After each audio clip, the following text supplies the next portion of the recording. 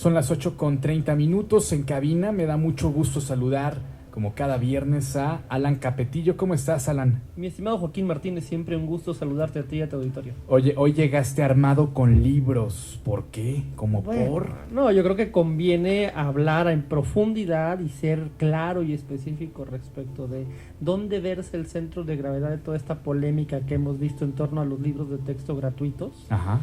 Y bueno, yo quisiera hoy dedicarme a un enfoque particular, que es el enfoque finalmente filosófico, doctrinal, teórico, en el cual está sustentada la llamada Nueva Escuela Mexicana. Ok, ¿cuál es ese origen? Ese origen viene de Paulo Freire. Ajá. Paulo Freire fue un pedagogo brasileño de orientación clara e indubitablemente marxista del siglo pasado. Él murió en el siglo pasado, en la década de los 90, ¿sí? Y si tú revisas los libros, de hecho aquí lo traigo algunos, de la Nueva Escuela Mexicana y particularmente los orientados a los docentes, en la presentación de estos libros de entrada vienen un homenaje, vienen dedicados a Paulo Freire. Okay. Sí, de hecho la propia presentación dice que Paulo Freire, brasileño que toda su vida buscó la manera de liberar, la palabra es importante, a los marginados y ofrecerles una teoría que les permitiera adquirir los principios ideológicos para luchar por la justicia. Es decir, no se esconden las motivaciones. No se esconden las motivaciones, no se esconde cuál es el origen ideológico o filosófico de este planteamiento pedagógico.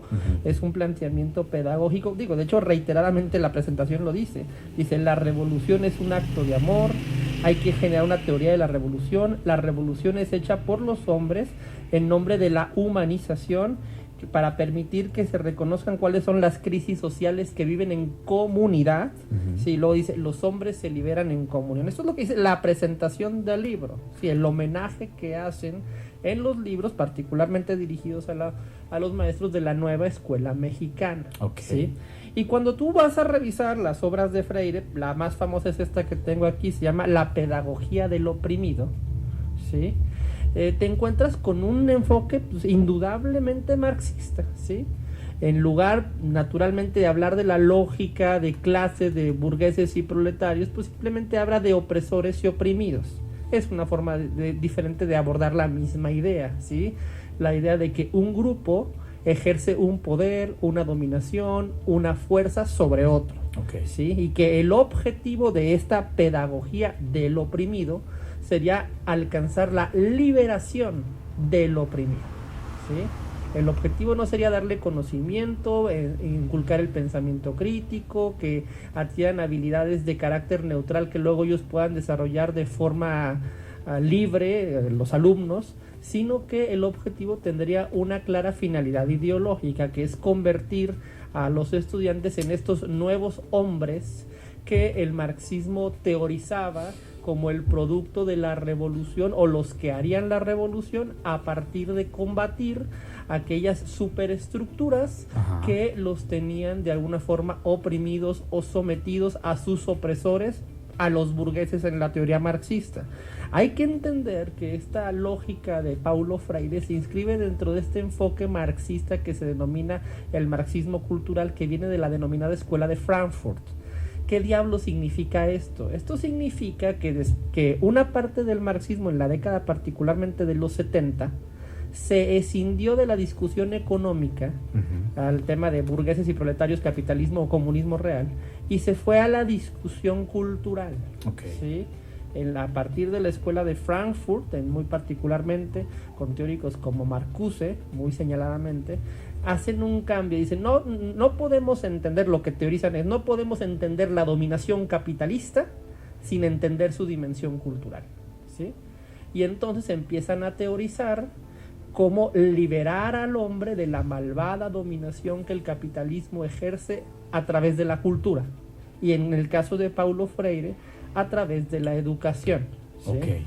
Entonces, el enfoque claramente que se ve en estos libros es este enfoque donde señalada y reiteradamente se habla de una supuesta liberación de las conciencias oprimidas, de las clases excluidas de la historia, cuya finalidad de la educación es hacerlos conscientes de la dominación que viven a efecto de que busquen liberarse, ¿sí? Ese es realmente el trasfondo filosófico que subyace aquí. Y de hecho, cuando tú ves las referencias que hay en el resto de los libros, por ejemplo, este otro libro para los docentes, fíjate nada más las referencias que traen. Dice: la euforia crecía en la conciencia de los jóvenes estudiantes mexicanos de la Universidad Patricio Lucumba en la entonces Unión de Repúblicas Socialistas Soviéticas. Okay.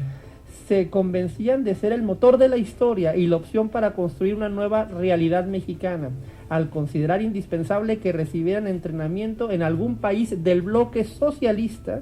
Iniciaron una larga jornada de encuentros con representantes de Cuba, la propia Unión Soviética y China, para recibir adiestramiento militar y fundar un grupo llamado Movimiento de Acción Revolucionaria. ¿Sí? Esta temática es parte de un ensayo que viene incluido en los libros para maestros, donde hacen toda una narrativa respecto de los movimientos revolucionarios, o más bien dicho, guerrilleros, que hubo en toda América Latina y particularmente en México en la década de los 70. ¿Sí? De hecho, hacen una alusión muy reiterada, por ejemplo, a Lucio Cabañas, ¿sí? Famoso guerrillero izquierdista comunista mexicano en la Sierra de Guerrero. ¿Sí? Y lo que se va construyendo a lo largo de estos libros es esta narrativa, ¿sí? De que de alguna forma habría que construir un proyecto revolucionario a partir de utilizar la pedagogía como un instrumento para concientizar a clases oprimidas, subalternas como les llamarían, de la opresión que están sufriendo por parte de la malvada estructura capitalista, burguesa, opresora, colonial, ¿sí? Heteronormada, ¿sí? Lo que tú puedes ver en el conjunto de todo este enfoque pedagógico es una insistencia sistemática y reiterada por acusar unos supuestos conflictos o divisiones que pueden ser de clase, ¿sí? La clásica capitalistas y proletarios, o puede ser de otro tipo, por ejemplo de género, hombres y mujeres, homosexuales y heterosexuales. Lo que atraviesa el proyecto pedagógico de toda la escuela mexicana es esta necesidad de generar una narrativa o de presentar una narrativa de la sociedad como antagonismos inevitables y estructurales, como una sociedad donde la gente convive, pero no es que conviva, sino que viven oprimidos unos por otros, ¿sí? Eso es una visión ideológica de las cosas, ¿sí?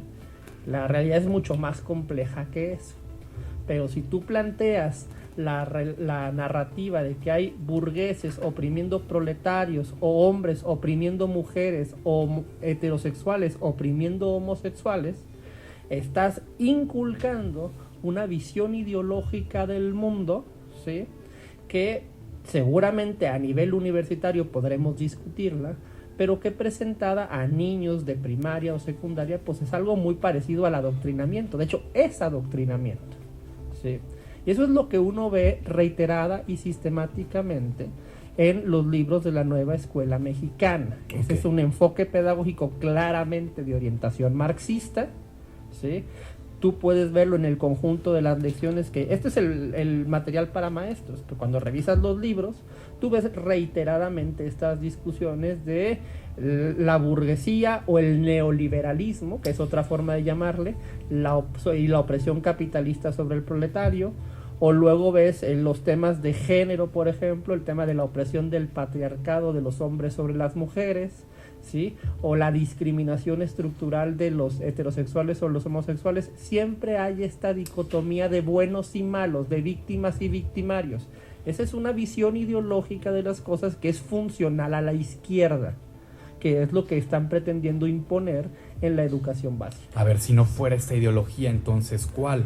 ¿O podrían realmente estar libres de ideología los libros de texto? A ver, es que el planteamiento que muchos defendemos de los libros de texto es que los libros de texto tienen que estar completamente libres de ideología. Una ideología siempre es una narrativa, es una historia.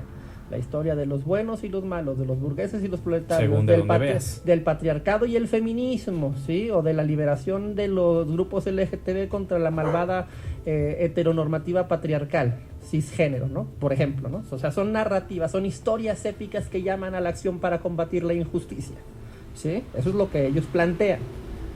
Pero el conocimiento verdaderamente científico es mucho más objetivo y menos emotivo, ¿sí? No te convoca a una apreciación valorativa de las cosas, no te dice bueno o malo, justo o injusto, no te habla de una opresión histórica que hay que combatir. Lo que te habla una educación netamente científica son conocimientos objetivos, neutrales, ¿sí? Cómo se suma, cómo se resta, cuáles son los elementos de la tabla periódica, cuáles son las reglas de la gramática. ¿Me explico? Esos conocimientos no tienen una valoración o una carga moral o ética, no te están diciendo a qué causa adscribir para pensar que estás combatiendo las grandes injusticias de la historia de la humanidad o que estás liberando a los oprimidos de la historia. ¿Sí? Eso no te lo dicen. Te dan un conocimiento, tú adquieres ese conocimiento y de forma libre, conforme el individuo va adquiriendo madurez, decide qué conocimiento, qué causas adscribir y cuáles no, ¿sí? O sea, estoy o no estoy de acuerdo con esta narrativa de los capitalistas y los proletarios del marxismo clásico, pues podré definirlo cuando yo sea una persona ya adulta, ¿no? ¿Sí? O creo en la teoría de género, en el feminismo radical o en las causas de la ideología de género. Me parece que son conceptos que tengan sentido y que verdaderamente ayudan a combatir algún tipo de injusticia. Otra cosa que yo definiré como adulto, ¿sí? Cuando tenga la capacidad o el criterio para discriminar entre estas narrativas cuáles tienen un sentido y cuáles no, ¿sí? Pero cuando estas narrativas me las están imponiendo desde la educación básica, de forma reiterada y sistemática, no me están educando, me están adoctrinando, me están inculcando una forma de ver las cosas.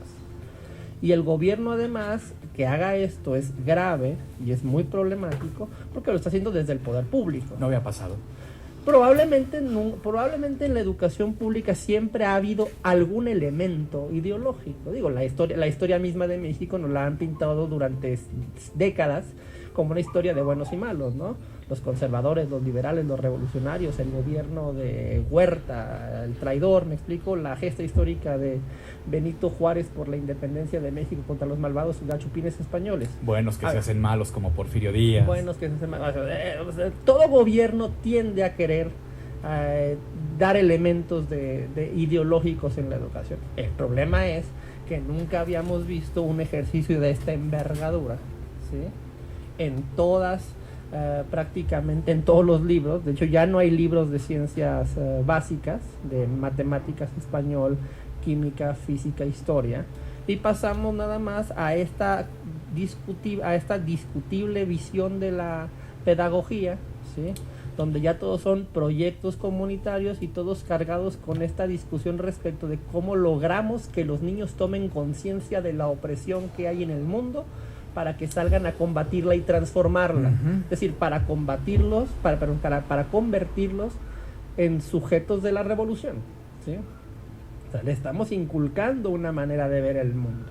Finalmente, Alan, ¿en qué va a parar? Queda una semana de vacaciones y regresamos a la pues escuela. Yo creo que de entrada es importante que el próximo domingo, quienes nos vamos a manifestar en contra de esta imposición aquí en Aguascalientes, pues acudamos, porque sí es grave lo que está pasando, sí tiene que ponerse de manifiesto que la sociedad mexicana y particularmente de Aguascalientes está en contra de este adoctrinamiento ideológico que estamos viendo, que se pretende imponer en los libros de texto gratuito y algo de lo que no se ha hablado tanto en los planes y programas de estudio, que ya también se publicaron. Que ya también por fin se publicaron, sí. Y también podemos ver muchos de estos elementos en esos planes y programas. Es lo que yo te planteaba el otro día, ¿no? O sea, una cosa es el libro y otra cosa es el plan de estudios. El libro tiene la virtud de que, bueno, la virtud o vicio en este caso de que es objetiva la crítica, porque el material está planteado. Y los planes y programas de estudio, pues los maestros tendrán que desarrollarlos, ¿no? Eso es más complejo de evidenciar en su naturaleza, pero también habría que discutir el contenido de los planes y programas de estudio. Yo lo estuve revisando muy rápidamente y también hay un contenido ideológico, narrativo muy poderoso, ¿sí? Entonces yo creo que esto es algo que nos tiene que movilizar el próximo domingo a las 11 de la mañana sobre Madero hacia la Excedra, para poder alzar la voz y combatir este intento de imposición ideológica que además se está tirando al traste pues, el tiempo de vida que los jóvenes deberían estar utilizando para adquirir las habilidades que van a necesitar en el mundo globalizado e hipercompetitivo del siglo XXI, que no son estas narrativas de buenos y malos, ¿sí? Estas narrativas de buenos y malos te sirven para hacer política, ¿sí? Te sirven para hacer grilla, para que un partido político se presente como el que reivindica todas estas luchas y antagonismos históricos, particularmente de izquierda, ¿sí? Y pedir naturalmente que te vote la sociedad, puesto que tú eres el que representa esas causas por la liberación de los oprimidos, ¿sí? Por la liberación de los burgueses de la opresión capitalista, de las mujeres, del yugo patriarcal, de los homosexuales respecto del tema de la dominación cis heteropatriarcal. ¿Me explico? O sea, todos esos antagonismos los están induciendo en la conciencia colectiva, particularmente de los niños, y nosotros creemos que eso es indebido, que eso tiene que denunciarse y tiene que combatirse. Pues ya platicaremos el próximo lunes qué tal les va en esta protesta. Mi estimado Joaquín Martínez, muchas gracias. Bienvenido, Alan Capetillo. Son las 8:46.